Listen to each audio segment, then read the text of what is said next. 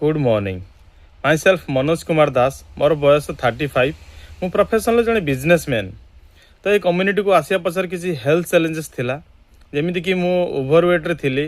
more weight थिला 90 kilo migraine लो भी समस्या थिला जॉइंट पेन लो भी समस्या थिला गैस एसिडिटी रे भी समस्या थिला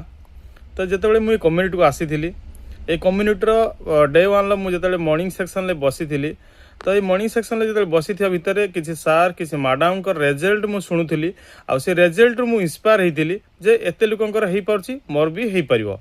तो मुझे गोटे डिसीजन नहीं आ से डिसीजन थिला 1 मंथ गोटे गोल्ड ईएमएस कार्ड मु करी मो मेंटर मोर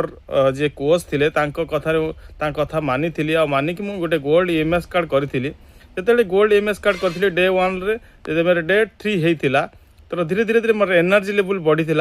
मोर फैट पाखापाखि 2 किलो लॉस है मत एनर्जी